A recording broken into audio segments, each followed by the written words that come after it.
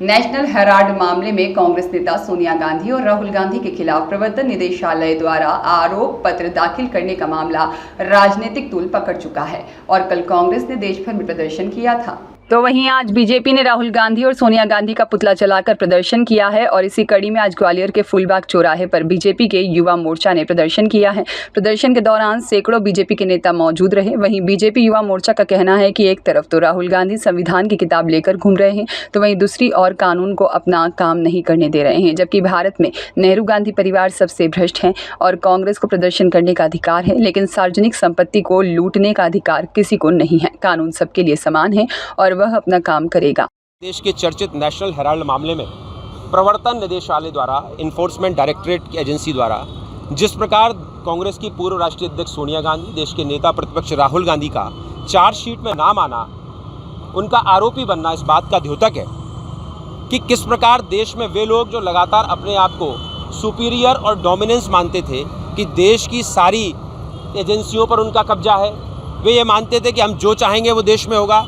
लेकिन ये माननीय नरेंद्र मोदी जी के नेतृत्व वाली भारतीय जनता पार्टी की सरकार है, जो जनता की सरकार है, जन कल्याण के लिए समर्पित सरकार है। हमने कहा है कि हम देश के अंदर होने वाली एक एक घटना को पारदर्शिता और जवाबदेही के साथ जनता के सामने प्रस्तुत करेंगे।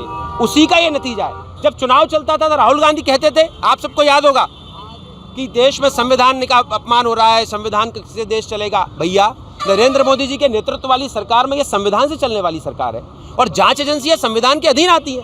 तो जब जांच एजेंसियां आपकी जांच करना चाहती हैं तो उसको पारदर्शिता से जांच क्यों नहीं करने देते हैं आप इसका मतलब झूठे हैं।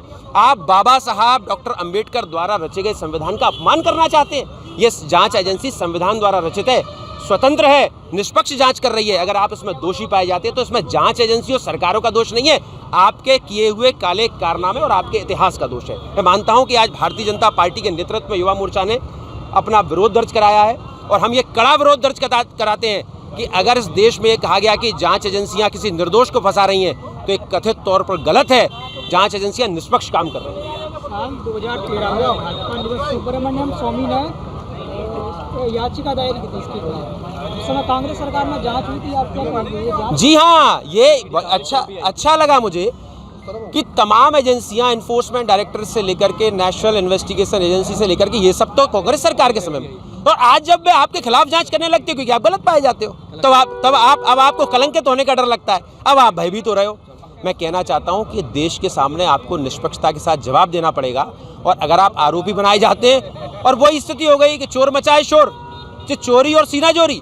भैया, आपने चोरी करी है, सार्वजनिक संपत्ति का नुकसान पहुंचाया है, आपकी कंपनी के जिस कंपनी घोटाले में पाई गई है उसमें माँ बेटे मेजर स्टेक होल्डर्स हैं 70% से ज़्यादा के, आप दोषी पाए जाते हैं तो उसमें भैया चिंता कैसी? आप ही ने कहा था ना संविधान से देश चलेगा। जांच एजेंसी संविधान के दायरे में आती है। अब आप सामना कीजिए और देश की जनता को जवाब दीजिए। सलमान खान की रिपोर्ट।